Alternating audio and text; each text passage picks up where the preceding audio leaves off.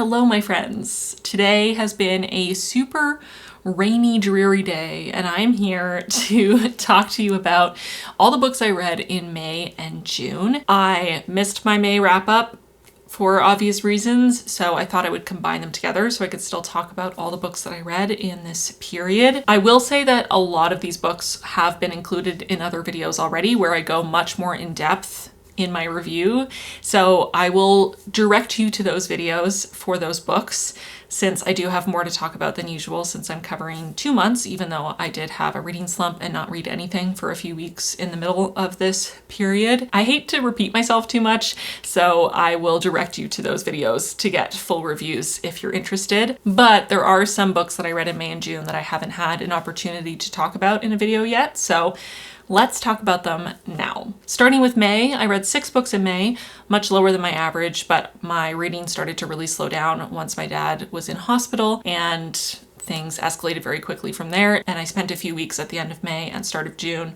not reading anything at all. So the first few books I finished in May were part of my continuing on in 5-star series reading vlog, so I'll link that for you in the description box to watch it. So The Prisoner of Heaven by Carlos Ruiz-Zafón, Nona the Ninth by Tamsin Muir, and Into the Riverlands by Niveau were all included in that video. So I'll give you a very brief rundown of my thoughts here, but check out that video for much more detailed, in-depth thoughts. Starting with The Prisoner of Heaven by Carlos Ruiz-Zafón, this is my least favorite of the series so far. I gave both Shadow of the Wind and Angel's Game 5 stars. I still liked this one, but it just wasn't quite as perfect for me. I think not only is it shorter than the other two, but it feels a lot shorter. It feels more like an interlude.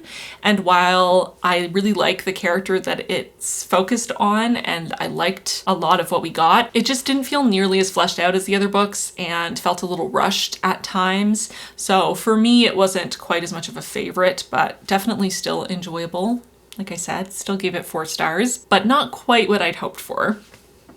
Then Nona the Ninth. So this is book 3 in the Locked Tomb series. We have Gideon the Ninth, then Harrow the Ninth, then Nona the Ninth, and we're still waiting for an announcement on when the last book, Alecto the Ninth, presumably, will come out. Kind of like how Harrow the Ninth is so tonally different from Gideon the Ninth and kind of jarring, Nona the Ninth takes it again to a whole new level. Each book feels as distinct as its protagonist, and that's one of the things I love most about this series. You can't get bored because Tamsin Muir is never repeating herself. She's always trying something completely new, bringing in new genres, using a different voice, and really giving you so many layers and mysteries to unravel, and Nona the Ninth was no different. Kind of similar to Harrow the Ninth, it took me a while to get into this one and to get into the swing of this different tone, but once I was in it, I was really in it, and it ended up being very moving emotionally. I ended up falling in love with Nona and all the characters that are highlighted in this book. Noodle, forever. Love ya. Unlike Harrow the Ninth, it wasn't just my sheer confusion that made it hard to get into it. It was just a very different setting and tone, and our protagonist, while she's in an adult body, has essentially the mind of a child or a preteen. So it just took me a while to get used to her voice and the way the story was being told through her eyes. But again, I fell for it very quickly. I really love this series. I really love this world and these characters, and I ended up falling for it and adoring it. I would say if I had to rank the 3 of them in the series, Harrow the Ninth probably squeaks out to be my favorite, past Gideon just the tiniest bit, but it's really a close race. And then Gideon the Ninth, and then Nona the Ninth, again, coming in a little bit lower, but like I said, still a 5-star read. Love this series. Can't wait for Alecto. Really can't wait. Struggling to wait. Really hope that we get Alecto sooner rather than later. Please, Tamsin Muir, please save us all from this pain. So then, the last series that I continued in that video was the series that starts with The Empress of Salt and Fortune by Niveau. This is a series of fantasy novellas, and Into the Riverlands was the 3rd book in the series, and this one wasn't my favorite. I talk about it again more in depth in that video, so check it out, but it just sort of left me pretty cold. I didn't feel that it did as good of a job as the first 2 books at getting you attached to the characters. You don't get to know them as well. It felt a little bit more scattered in its storytelling. It felt faster paced, sort of rushed through, and I just didn't, I guess, connect as much to the stories being told in this particular installment. So for me, it was 3 stars, definitely not bad by any means. I don't think, there was anything wrong with it. It just didn't appeal to me as much personally. And the first book in the series is still by far my favorite. And I'm a little worried about continuing because nothing has lived up to the first novella to me so far, but I'm really hoping that there is more in this world that I can really dig into and enjoy, so I probably will continue with this series eventually, but I'm definitely not rushing to do so at this point. So again, if you want even more in-depth reviews of those 3, check out the reading vlog. I also talk about Bookshops and Bone Dust and House of Saints in that video. Then I finished our book club pick for April, Murder on the Orient Express. I usually finish our book club picks in the first couple days of the new month. This was our classic mystery pick, and this was my 3rd Agatha Christie. I've now read a 4th since then, which I'll talk about when we get to June, but this was my least favorite Agatha Christie to date. I still liked it. I gave it 3 stars. It wasn't bad. I just didn't feel, again, for me personally, my own personal preferences, that it really suited my taste when it comes to mystery. Without spoiling it, I found the ending very anticlimactic, and that was in part because I felt that Agatha Christie made it impossible for a reader to actually put the pieces together and solve the mystery. You could guess the ending, but I felt that some of the really vital clues, some of those, pillars that Poirot built his case on, were not clues that we were given as the reader. And that felt very frustrating for me. I don't have to be able to solve a mystery to enjoy it, and I don't always go into every mystery trying to solve it, but I did go into this one wanting to solve it. I was trying to solve it, and I felt very frustrated to have put in so much effort to follow all the suspects and write down clues and write out the timeline, only to get to the end and realize that some of the most vital clues were not things that we had any chance of knowing, and the culprit, I felt, was a bit of a cop-out. Now, I will say, I don't know enough about the history of mystery to tell you whether this was doing something really brand new and revolutionary in the genre at the time, because I know that some of Agatha Christie's other books were sort of the first time that something was ever done. And while some of those things have become tropes that are very common in the mystery genre and can feel overplayed, at the time it was the first time ever, so it was actually very innovative and exciting. I don't know if that's the case here for the way that this was resolved, and I don't necessarily have an issue with this trope or this idea in general, but I did find it very frustrating the way that it was executed, no pun intended, in this particular novel. So for me personally, while I enjoy Poirot as a detective and I like Agatha Christie's writing style, I did not love the way that this mystery was wrapped up. So for me personally, this was 3 stars. Enjoyable, but my least favorite Agatha Christie that I've read out of the now 4 that I've read. Then, to finish off the month, the last 2 things that I managed to actually finish in May were both arcs that I had from NetGalley for review from the publishers. So the first one was Immaculate Conception by Ling Ling Huang. I read her debut novel, Natural Beauty, in 2023, and I loved it and gave it a very high 4 stars, and then very quickly bumped that up to 5 because I could not stop thinking about it. I loved this book. It's become one of my favorites of literary horror. So I was very, very, very, very, very excited when I heard that Ling Ling Huang was publishing a new book, and I was not disappointed. Immaculate Conception is a very different kind of book than Natural Beauty in many ways, but it does share some elements of sort of near future sci-fi horror with a heavy focus on literary themes and some really flawed, complex protagonists that are very well developed and really draw you in. And this book really took me on a ride. It didn't go in the direction I expected it to go. I kept being surprised by the narrative, but I also was so drawn in by the themes and by what it was exploring that I just had such a fantastic time with it, and I ended up giving it 5 stars as well. I have a very long, thorough written review for this one because I just had so many thoughts upon finishing it that I really had to sit down and just organize them all. So I've shared that on my Instagram feed, and then it's also on Goodreads along with all my written reviews when I eventually get around to writing them. I'll try to distill it for you. I'll start by the themes that I felt it was exploring because it's touching on a lot of different things. So I'll just read them from my Notion reading tracker for you so you get an idea. Some of the themes being explored here are envy, grief, wealth inequality, obsession, codependency, toxic friendships, pride, greed, ambition, trauma, healing, vulnerability, art, misogyny, trauma porn, faith, bodily autonomy, and betrayal, just to name a few. Like I said, it's sort of a similar setup for the world as Natural Beauty, where we're in kind of an undefined near future where things are relatively similar to our current day life, but technology has advanced a little bit further. There's a little bit of a sci-fi element where technology is a bit more advanced, and so that slightly alters the reality our characters are living in, and that allows Ling Ling Huang to really dig in and explore some of the issues she's looking at. And this book is really focusing in primarily on two different elements, which are the art world, both fine art and performance art, and friendship, toxic friendship, and like a competitive, codependent, parasitic even dynamic between friends. Having a close friendship with someone while in the same field creatively and being inherently sort of pitted against each other as competitors, and dealing with the envy and the competition, wanting to support each other and being interdependent, codependent, but also wanting to have an independent legacy as an artist,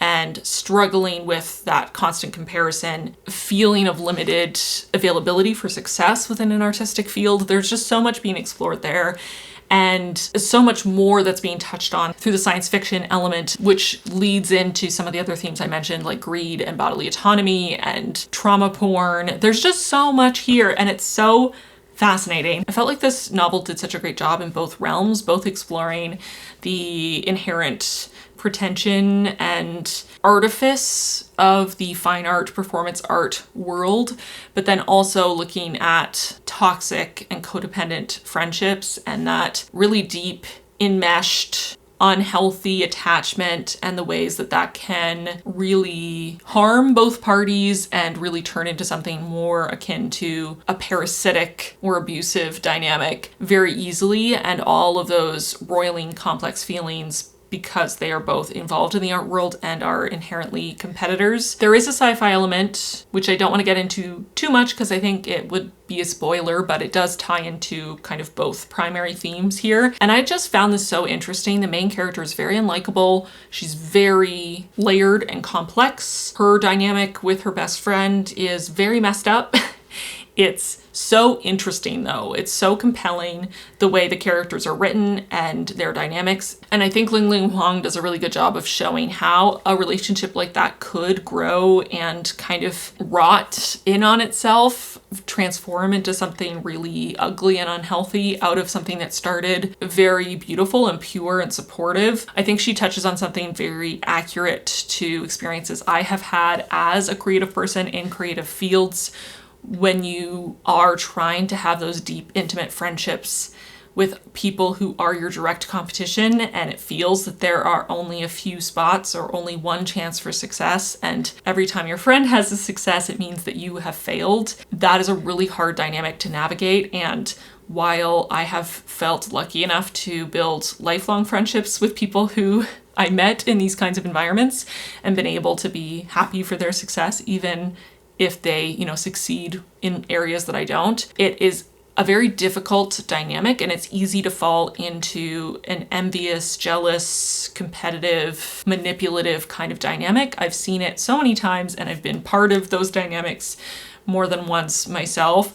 So I just felt like it was a very apt, though extreme, taken to extreme for literary effect, example of how these relationships can morph and grow into something so destructive because of the dynamics of the industry. There's just so much here, and it's really hard to talk about without getting onto a very long tangent, which is again why I wrote a very long written review to try to get all my ideas out in some sort of a coherent way. So check that out if you want more thoughts. I've also been considering playing with the idea of making some kind of a video essay or like a long form video standalone review of this book and diving into some of the different themes in more depth. So if that's of interest, let me know if you want a video, but definitely check out the written review if you want even more thoughts, because I feel like I've been rambling and I don't want to talk for way too long about this book and not have enough time to talk about the other books I finished in these months. But anyway, I really loved this. I thought it was fantastic. 5 stars, and yeah, would recommend both this one and Natural Beauty. Okay, the last book I finished in May, like I mentioned, was Bury Your Gaze by Chuck Tingle. This one was another one that I had as an ARC from NetGalley. I'm starting to think that Chuck Tingle's books just aren't for me, which is fine. I don't think there's anything inherently wrong with his books. Every time I finish them, I don't have any huge glaring criticisms. I just always feel like they didn't quite do what I'd hoped for. And I always leave feeling unsatisfied despite having fun in the moment, enjoying it in the moment, liking the themes he's exploring, often really liking his characters and finding them really endearing, enjoying the premise that he's building off of and feeling like he has these really interesting, unique perspectives or ideas for his stories. I just feel every time that his books feel both too short and too long. They feel both too rushed and too drawn out, as if he's focusing his stories on parts of the story that I'm less interested in or I personally put less value on, and then rushing past or not spending as much time digging into the aspects of a story that I find more compelling. I find that his stories often feel they either are more of a novella length or feel like they should be more of a novella length. They often feel a little too padded, while again feeling like they're rushing through some of the more climactic, exciting, or thematically rich elements of the story. And again, it's nothing that's glaringly terrible or anything. I don't think any of his books that I've read are bad by any means. I think I've given every book I've read of his at this point 3 stars. But every time I end up disappointed and feel like I wanted more, and that was the case here as well. This book gets pretty brutal, but again, simultaneously was not nearly as horrifying and brutal and gory as I would have expected. And there was just something a little bit too happy-go-lucky tied with a bow about the messaging in this one that felt sort of at odds with the rest of the story. There was a bit of a tonal mismatch, again, just for me personally as a reader. And like I said, I think I'm starting to land on the reality probably that Chuck Tingle's books just aren't for me, which disappoints me because like I said, there are elements of his stories I really like. I think he has great ideas, and I love that his stories are explicitly queer stories and they're horror and they're exploring specific themes every time. Those are all things that I love in the books I read, and I really want to love his books, which is why I keep reading them.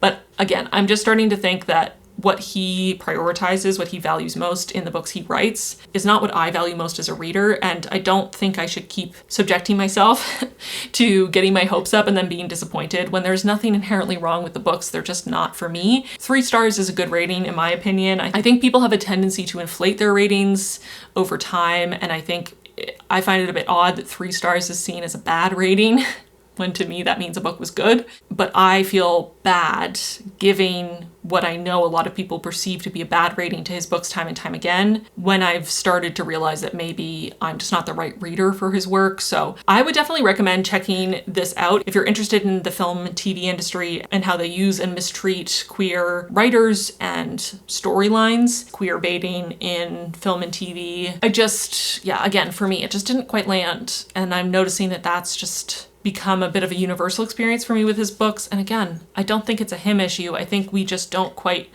click, and that's nobody's fault, you know? So I think I might need to learn now and stop reading his books and let them be read by people for whom they are perfect and they love them and they have a great time, and maybe focus on other things. You know what I mean? So the first thing I finished in June was also from NetGalley. I was trying to work my way through some arcs because I felt like I was really behind. So I read Volatile Memory, which is a novella by Seth Hayden, and I really, really liked this. This is a very cool sci-fi story about a world where people have these masks that are based off of different animals, and when you wear them, they sort of merge with you and give you whatever the primary traits of that animal might be. So for example, our protagonist has a mask that is based on a mouse, and it gives her the sort of hypervigilance of a prey animal to allow her to really sense any threats around her and makes her very fast to react to those threats. And there are other types of masks that give other abilities, like an ox mask might give extreme strength or whatever. It's a really interesting setup and premise. And there's not a lot I can say about it without spoiling it, and I don't want to spoil it because it is very interesting what it does. So much to do here with identity and what makes us who we are, makes us ourselves, which is something that sci-fi often explores, which is one reason why I love the genre so much, because that's one of my favorite things to explore in the books I read. I thought that this book did it in such an interesting way, and again, I don't want to say too much because I don't want to spoil it. It's quite short. It's a quick read. I loved it. I thought it was really fantastic. I had a couple little quibbles here and there, but very minor, and I have learned since finishing it that it's going to be a series, or that there's at least going to be one more novella coming after this. I don't know if it will continue after that point, but I'm very excited that there's going to be more content because I definitely became invested in the characters in this one and in this world. I just thought it was really cool and interesting and engaging, and I got through it really quickly, which was great because I was in a bad place mentally, and this was really quick to read. It was really exciting. Lots of fascinating ideas to chew on. So I would highly recommend it if you're a fan of sci-fi. I gave Volatile Memory 4 stars. Next up, I read Bury Our Bones in the Midnight Soil by V.E. Schwab, which I just made a very long video about. So I'm going to just say this was a disappointment for me. I had such high hopes for this book. I thought it was going to become a new favorite immediately. I was expecting 5 stars with no trouble whatsoever, and that's not what happened. I right now am giving it 3 stars. That's what is sitting on my review on Goodreads. It's what I put at the end of my video review, but I don't know. I'm still fluctuating. I might lower my rating the more I think about it. I'm very disappointed, but I'm not going to get into it because I know I will talk for ages and ages and ages, and I have a 40+ minute video that is all about the book and why it disappointed me and all the things that didn't work for me. I also touch on the things that did work for me and what I liked about it. It's a full review, but go check that out if you're interested in my thoughts. The beginning of the video is spoiler free, and then I let you know when the spoilers start so you can watch the beginning of the video and get an idea of my thoughts. But I definitely needed to get into spoilers to talk about all the things that didn't land for me with that one, and I'm still so disappointed. I'm very sad. So I can't get into it again. It's too hard. It's too hard. Next up, after being so disappointed by Bury Our Bones, which I picked up because I had an arc that was expiring and I wanted to read it before it officially came out, and also because I was in such a bad place mentally with grief that I wanted to pick up a book that I had so anticipated, that I was so excited to read, so that I could have a favorite 5-star read to help me feel better. And so that added even more so to my disappointment that it was not that for me. So next up, I decided to pick something completely different and something that I had no expectations of, but also that I hoped would be very low stakes for me if I didn't like it, and also be very easy on my brain. So I picked up just a historical mystery called A Case of Mice and Murder by Sally Smith. I had this as an audio influencer copy from Libro FM, which is an awesome place to get your audiobooks if you want to support a local indie bookshop with your audiobook purchases. They give me some influencer copy audiobooks for free every month for me to read and review for you. I thought, you know what? Let's just read a historical mystery, have a relaxing time. And it was a relaxing time. I liked it. I had a good time with it. I wouldn't say that it really made a huge impression on me necessarily, but I had a good time while I was reading it. I thought it was well done. I, to be honest, did not even try to solve it. I wasn't in a place mentally to do so. I just let it wash over me, but I enjoyed it. There were definitely a few aspects of it thematically that I wish had been explored a little bit deeper, but that's often my criticism of things. I love really getting into the nitty-gritty and really digging into whatever themes and authors bring into their work, and not every book is for that, and this book wasn't for that, so I'm trying not to be too harsh in my criticism on that point, but just, something to bring up. But I liked this. This was exactly what I needed in that time. It was a quick listen. I enjoyed it. I thought the characters were engaging, especially our amateur detective. So I gave this one 4 stars, and my impression is this is the first in a new series. So I won't be rushing out, on publication day to immediately get the next in the series to rapidly consume it, but I am definitely willing and interested in reading more in this series because I liked it. I enjoyed it. So if you're a fan of mystery, maybe check it out. After that, I picked up a sci-fi horror that I had in the wings waiting for a while. I thought to myself, someday I'm gonna really need an easy listen of a sci-fi horror, horror in space, and it's gonna be such a quick, easy listen, and it will pull me out of a reading slump or help me feel better if I'm having a rough time, or be a good palate cleanser between heavier, more thoughtful reads. And no.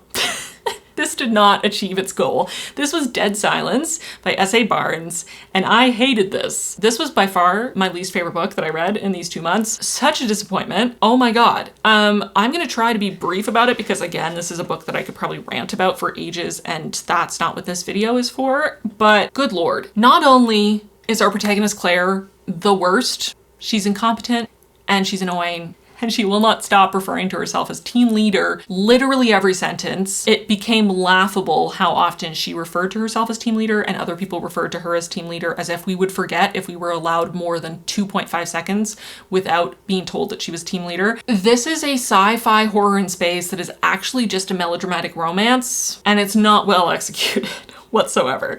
This was so bad. I'm sorry.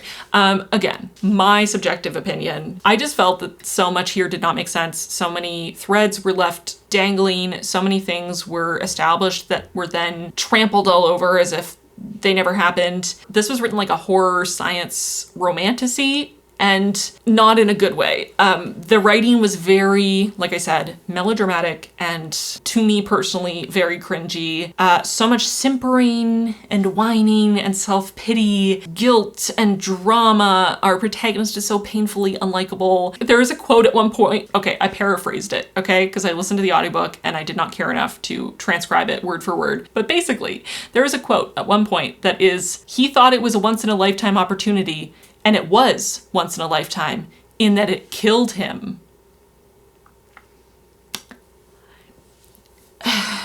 Anyways, no one should waste any more time on this book. Maybe you might enjoy it if you're looking, again, for like a really silly sci-fi horror romance melodrama romp in space that you want to be able to kind of laugh at because the protagonist is so ridiculous. Check it out. I personally could not stand Claire and could not stand this story. No, thank you. So much excessive exposition in her own head for why. At one point she says hot tears were running down her cheeks like fire. In what way does fire run down anything? What kind of simile is that? The exact same information is discovered literally over and over and over again, and every time Claire reacts like it's brand new information, I was pulling my hair out. 1 star for Dead Silence. Oh my god, I'm so mad that I waited so long to read this thinking it would be a great rainy day pick. It was not. Would not recommend. Oh my god, it was so bad. Then after the experience that was Dead Silence, I was in a worse place than ever before. I really thought it would help build on what A Case of Mice and Murder had done to slowly pull me out of this reading slump that I was in that was not helped by Bury Our Bones in the Midnight Soil. But no, this made it even worse. I was in a very bad place in general at this point in June, but also very much when it comes to my reading life.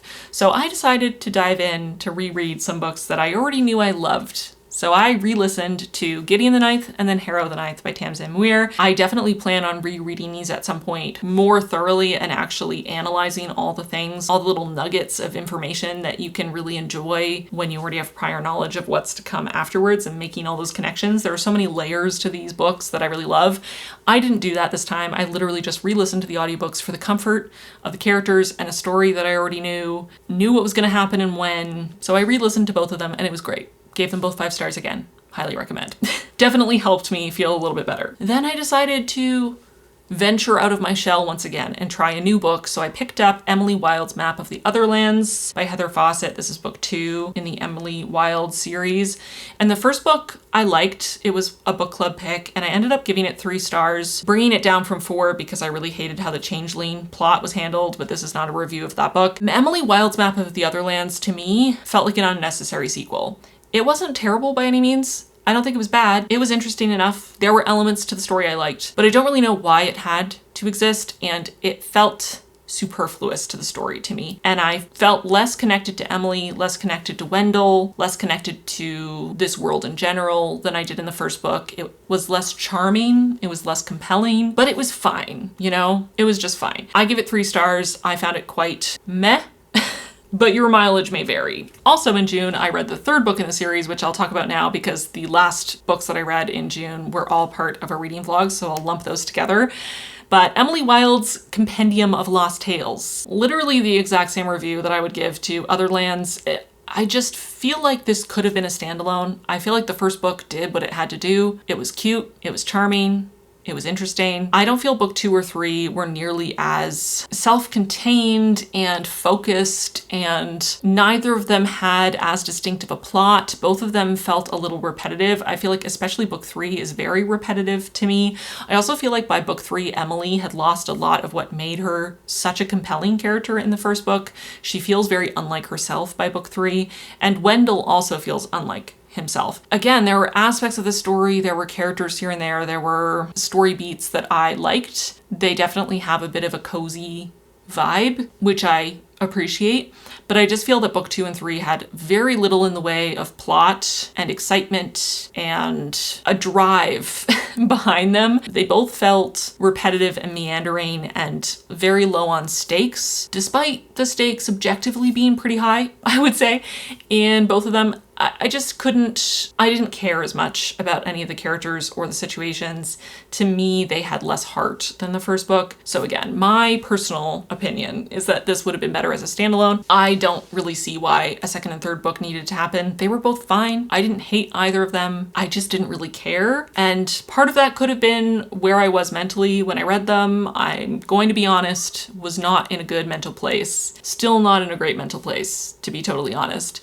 Grief really sucks and it really messes with your mind. But all of us always read books based on where we are in our lives and what's going on and who we are and our pet peeves and preferences and our experiences. We all read books from our very own specific perspective. So what you're going through in your life is always going to impact how you react to the books you read. So this is really nothing different. I'm bringing it up because I want to be totally transparent, but this applies to literally anyone's review of anything ever. We always are impacted by what we're going through and how we're doing mentally and what we read right before whatever book we're reading and our expectations of the book and so many other layers, right? So maybe someone else reads these books and thinks they're absolutely fantastic and they deliver everything they wanted and they just think that this is the best book ever, and for them it is, and that's awesome. Same thing even with books like Dead Silence that I really had a bad time with. For someone else that could be the perfect book, and I am genuinely happy for them. Genuinely. For me, these were very blah. And I feel like they lost some of the heart and charm of the first book. Again, both of them had moments here and there that I really liked, that started to draw me in again. And then they both lost me, lost the plot a little bit. Very meh. So 3 stars for both of them. Again, think it could have been a standalone and that would have made more sense for me personally. Not everything has to be a series, you know? At this point, again, still in a reading slump, not doing great, felt like I was reading very slowly and not enjoying a lot of the books I was picking up. So I really thought that I would lean into mystery thriller, palate cleanser, easy read kind of situation and pick up some of your favorite mystery and thriller books to, again, try to drag myself out of the hole. And I made a reading vlog, so check that out if you're interested. I'll link it in the description box. But for that reading vlog, I read The Missing Half by Ashley Flowers, which is a contemporary thriller. Then I read Crooked House by Agatha Christie, a classic mystery. And then lastly, I read All the Colors of the Dark by Chris Whitaker. Again, because I have a reading vlog on this, I'm going to be very brief and try to be succinct in my thoughts. The Missing Half for me was exactly what I needed. Definitely just an easy read, contemporary thriller, fast-paced, engaging to try to follow and try to put the pieces together, complicated, interesting characters and dynamics between the characters, some touching moments on grief and sisterhood. I really liked this and I gave it 4 stars and would definitely recommend. Crooked House by Agatha Christie, I had a fun time with. Not my favorite Agatha Christie ever. That title still goes to The Murder of Roger Ackroyd, but I liked this a lot. I was able to start to solve the murder and I had the right suspect by 50% of the way through, and by the end I was very certain of who the murderer was and was very satisfied by being right. But I had fun with this one. I thought the setup was interesting. I liked the creepy, unsettling quality here. I liked the weird family dynamics. My main issue with this book, outside of some of the outdated ideas and language around xenophobia and our victim, who was Greek, was that I hated the protagonist. I found him so insufferable and annoying and also dumb. So he definitely brought my enjoyment down quite a bit. I wish this had been investigated by one of Agatha Christie's sort of classic detectives, or I don't know, someone with any personality or that was even mildly likable, unlike our protagonist of the story. But I still liked Crooked House. I enjoyed it. I enjoyed solving the mystery. So 4 stars for Crooked House by Agatha Christie.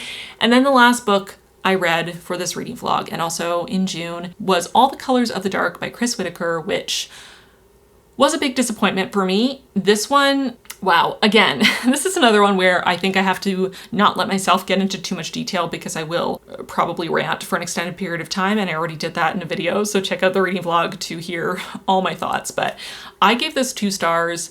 I would say this is more historical fiction than it is mystery or thriller, though it does have elements of those to it. I just hated how stagnant the characters were. I really liked them at the start, but they just went nowhere, zero growth. Their stories became very repetitive and frustrating, and there were a lot of elements to this story that didn't quite make sense to me and didn't quite land, but definitely the biggest issue for me with this book and the thing that bothered me the most was hundreds and hundreds of super short chapters that made it feel so fragmented and oddly frantic, even though it was actually quite slowly paced in its actual storytelling and very repetitive and sort of drawn out, despite covering a long period of time. Just the way that it was structured in these super short chapters that always finished on a bit of a cliffhanger and then switched to a different... Chewy, I'm almost done. Let me finish. But all these super short chapters that always finished on a cliffhanger and then jumped to a different perspective and then sometimes never even came back to resolve. Chewy wants his dinner, so I'm gonna try to wrap this up. He's yelling so much that I can barely talk over his yells. So anyway, I really disliked these super short chapters that would always finish on a cliffhanger and then sometimes never even come back to resolve that cliffhanger. Or if we did end up finding out what happened, it would be in retrospect, someone quickly explaining what happened instead of actually getting to experience those climaxes of the story in person, which was infuriating. But just so many cliffhangers, jumping from perspective to perspective, very repetitive storytelling, and also bringing up really serious subject matter and themes, and in my mind, either barely exploring them at all or doing so in a really surface level or sometimes kind of seemingly to me harmful way. This did not work for me. I was very disappointed. 2 stars from me, unfortunately. And again, I go into way more detail in that reading vlog. So if you want all my nitty-gritty thoughts, including spoiler sections, if you've read the book and want to hear all of my thoughts about the ending and other spoilery things, check out that reading vlog. Again, it will be linked in the description box. But yeah, not a great time for me personally. And on that super exciting, happy, positive note, we get to the end of this video. Those are all the books I read in May and June. It was quite the roller coaster. It was a very hard couple months. I'm still going through it. I will be for a while. Grief is a very long-term, drawn-out, non-linear process, and I'm having lots of ups and downs. It's very much a roller coaster. But I am slowly getting back into the habit of reading every single day, and I'm trying to push through the not so great reads and focus on the great reads that I'm having. And I am having some great reads, including a recent 5-star read from a reading vlog that I am working on for you, and you'll hopefully have soon, so keep an eye out for that. But yeah, very mixed experience in May and June, lots of ups and downs, but those are all the books I read. I would love to hear your thoughts if you read any of the books I talked about in this video. Did you like them? Did you dislike them? How did you rate them? Do you agree with me or disagree? I would love to know your thoughts. Let me know your best and worst reads in May and June. Give me your recommendations if you have any. But with that, we've come to the end of this video and I'm gonna get going. Thanks so much for watching, and I'll see you really soon in my next one. Bye, friends.